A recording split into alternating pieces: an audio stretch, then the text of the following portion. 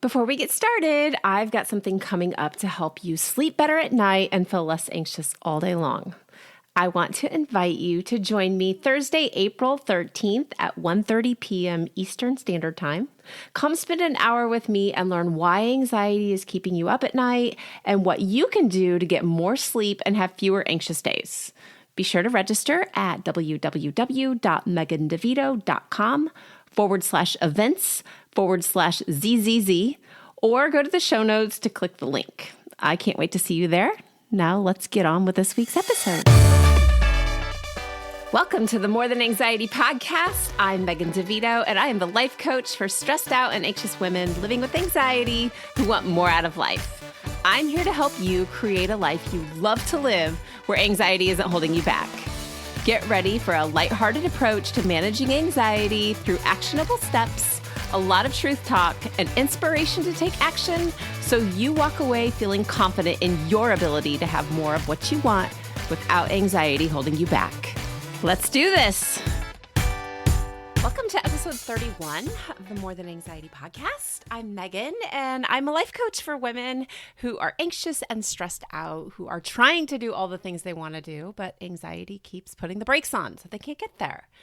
In this episode, I'm going to talk about what it's like to wake up feeling anxious, why this is a problem for you, and how to deal with it.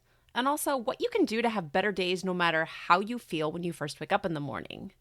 This is something that I've had several questions on recently, and it's also something I've talked about with my teenage daughter. So if you're a parent of a teenager who wakes up feeling extra anxious, you can use this information today to help yourself and help them as well. This is also true if you're friends with someone who wakes up anxious, or if your partner wakes up anxious. You can help anybody with this. And that's really the beauty of everything you learn on this podcast, or when you work with me, everything is shareable. You get to feel better and use what you know to help other people who are feeling anxious as well.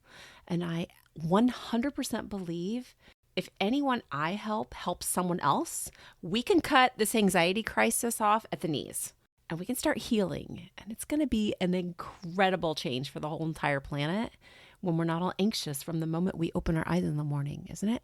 So let's just go ahead and get started. Let's begin by talking about the hormone that wakes you up in the morning that also happens all day long when you're stressed out and anxious. It's the same hormone. It's cortisol. You might have heard me talk about this before, but cortisol is responsible for waking you up, and it's highest first thing in the morning because it's doing its job. That cortisol starts going through your system, just like it does if you're stressed out and anxious. So when you wake up in the morning, you've already got it going. If you are sensitive to how anxiety feels in your body, you're starting the day one step behind simply because your body is doing what it's supposed to do. It doesn't really seem fair, but it's really efficient and it does wake you up. That's a great thing. In fact, the whole anxiety response is a really great thing. It's keeping you safe and alive. It just feels pretty rotten. And if you are afraid of the way those feelings feel in your body, your alarm's going to go off and you're going to start thinking. So you wake up, you're already feeling the cortisol, your body feels anxious, whatever that feels like for you, and you think something is wrong just because of the way you feel. So to feel better, you might start practicing some breathing techniques that you learned, or you might kind of give yourself a little pep talk. If you're absorbed in how you feel, though, you're going to revert back to those thoughts, which makes you believe something is wrong. So you might think that you're sick.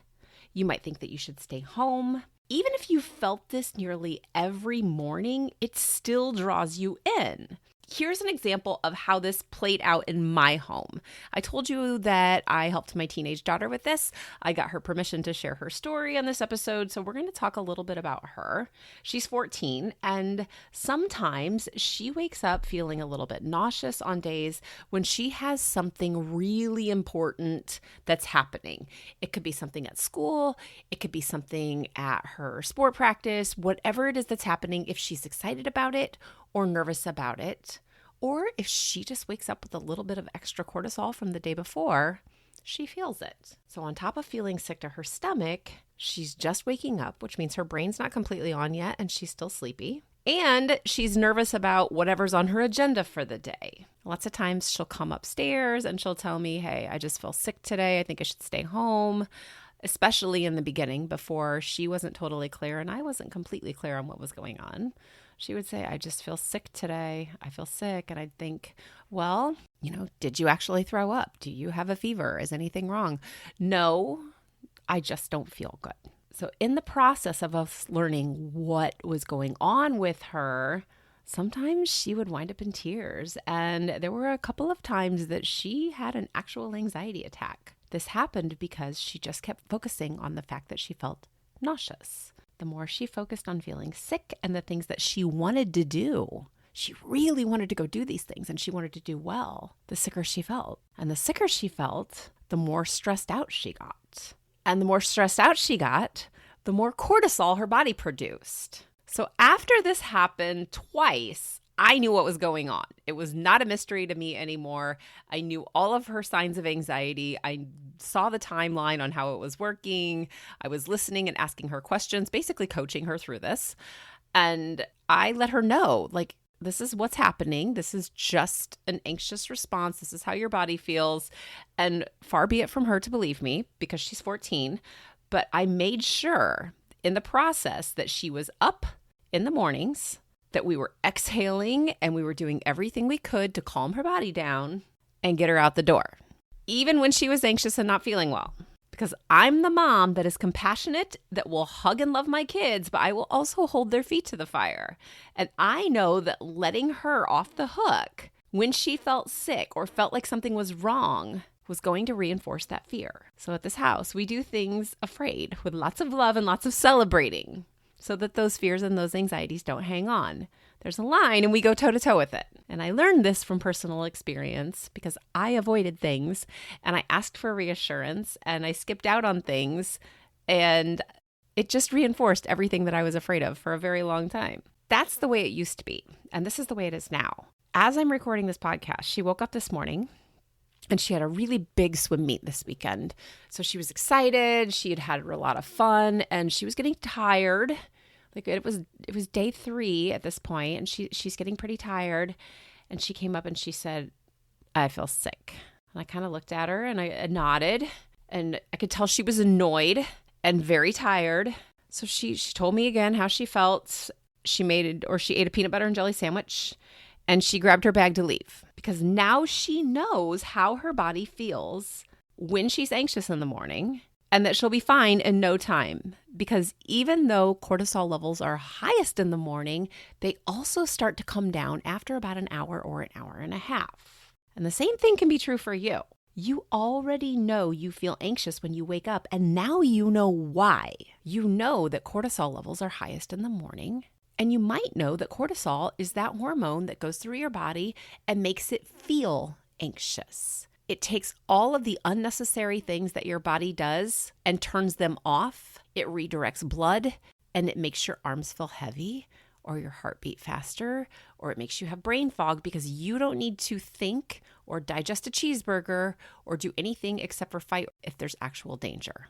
That's all it's doing. It's doing its job. Since you know this is normal, and you know how your body feels is normal for you, you get to make a choice on what you do next, the same way my daughter did. She knew she felt sick. She knew I was going to make her go anyway. So she ate her peanut butter and jelly, and she grabbed her bag to go to the meet. You can choose to stay wrapped up in how you feel and be afraid that something is wrong. Or you can choose to let those feelings be there and step forward into your day. It's just a choice. So as your coach, I can help you know your body better and lower your cortisol levels all day long. And that makes an incredible difference on how anxious you are in the morning. This is what that looks like. One of the things that I do is I help people get to know their bodies individually because your body isn't the same as anyone else's. We know that cortisol wakes you up, but let's start paying really close attention to how your body feels if you wake up a little too early or a little too late. Maybe you feel shaky or just kind of off kilter, off balance. You might notice that you wake up and your heart starts to pound because you stood up and your blood pressure went up. That's normal, and cortisol does that as well. How does your body feel on a good day or on a really bad day? And once we know all those feelings, we can start figuring out what anxiety is trying to tell you. I just woke up, I feel anxious, and your brain starts to go, but what's the feeling about? I can help you get really clear on that. I can help you create a calming and centering morning routine that includes things like getting up without hitting snooze and opening the blinds to let in some natural light. When you do that, you reset your internal clock to go to sleep easier and to wake up easier. I can help you find time to eat breakfast and choose foods that lower your anxiety and give you energy. We can come up with ways that you can move your body even if you absolutely hate to exercise. I don't like to say the word exercise unless you are in it. Like if you love it, let's use it. And if you don't, let's just not. Let's do things like take a walk or stretch. I'm not going to tell you to go work out, but I can help you move your body because that's really, really important in burning off cortisol. I'm also going to encourage you right now and when we work together to stay off social media first thing in the morning. It is such a huge trigger for stress and anxiety for people. And we wake up and the first thing we do to stop thinking is to get on social media, which just makes us feel more anxious. We're not going to do that anymore. Instead, we're going to get up and around, especially if you feel anxious and low. When you choose, and I mean this is a choice and a decision, and I know there are days where you feel like you don't deserve to take care of yourself, or you feel like you don't have the energy and there's no point. You might feel like you're too afraid, but you get to choose to do it anyway. And it might take everything you've got for the day, but doing that one thing is still one thing you've done to take care of yourself. One of the most powerful things I think that I did during the entire pandemic was I refused to spend days in my pajamas. And I've talked to other people who've done this as well. We had a routine that we had created, and it included getting up, getting in the shower, and putting on pants and shoes sometimes, although I do love my slippers at home. But getting up and putting on pants sets the tone for the day. On days when you spend the day in your pajamas and you have a lazy day, and everyone is entitled to lazy days, but if you do that day after day after day, your energy level goes down and your mental health tanks. There are statistics to prove it. So we're going to get up and get around. We're going to find out why you need to get up and get around. Why not just lay down and lay around all day? We use your reasons to get up and to feel good to help you get what you want and to get you where you want to go. So your goal might be not to feel anxious in the morning, but other goals might include, I'd really like to take my family on vacation, or I'd like to get a different job. And if those are your goals, we have to create the energy and the routines to be able to get you less anxious so that you can go after those things. I'm going to get you what you want. So let's find a reason why that's important to you. I'm going to help you choose truthful thoughts about how you feel and what you're thinking, because your brain is going to offer up a load of crap. Those thoughts aren't necessarily true, but there is truth behind how you feel. So let's get to the bottom of it. Let's find out what's really going on. What are you feeling? Are you feeling bored? Are you feeling scared or guilty or negative? All of those negative emotions sometimes knot together and create a feeling of anxiousness. And when we can get to the real feelings and emotions, then we can start solving real problems instead of just letting your brain run wild and create guesses. Once you know what you want, we set some goals. We find out why you want it and what anxiety is trying to tell you. Then we can move through the feelings and have better mornings and better days. When you have better days, you have a calm mind because the thoughts aren't a problem. You already know what the feeling wants, so you could just let the thoughts go. When that happens, you lower your anxiety all day long, which means your body isn't producing as much cortisol during the day. When it doesn't produce as much cortisol during the day, it doesn't have to burn as much off or process as much through your body while you're asleep. If it doesn't have as much to process through, that means there's not as much left when you wake up in the morning, so that level of anxiety that you experience when you first wake up goes down. You have less anxiety waking up when you process through it during the day, even though cortisol is still going to wake you up. You just don't have as much of the cortisol in your body. Your level is lower. There's less intensity. So we're going to create an awareness of how your body feels and ways that you can move your focus away from the thoughts so that you have a calm body, fewer anxious days, and less intense anxiety even when you do feel anxious. Because let's be honest, you are human and so am I, and everybody's going to feel anxious from time to time. It doesn't have to be a problem. It can just be a feeling that you feel that you kind of shrug your head to and say, well, that doesn't feel great, and you move on. I imagine that's the way the rest of the world experiences it, and you can too. You're going to start doing the things that you're avoiding right now because you feel anxious. And the way that you're going to do that is to jump on a phone call. So I want to invite you right now to a consultation call. And on this call, we just talk about how I can help you have better mornings that lead you to have better days. Waking up anxious doesn't have to ruin everything for you. And it doesn't have to be something that you live with forever. All you have to do is learn how to handle the feelings of anxiety in your body. So let's talk about what mornings are going to look like when you're not stuck in a cycle of feeling anxious, when you know how to recenter and to let everything go. I can help you do this. It's simple, and you can get started by scheduling that call using the link in the show notes or by going to megandevito.com/work with me. So thanks for listening this week. If this episode was helpful to you, please take a minute to leave a review. And if you know someone who's struggling with waking up anxious, share this episode with them as well.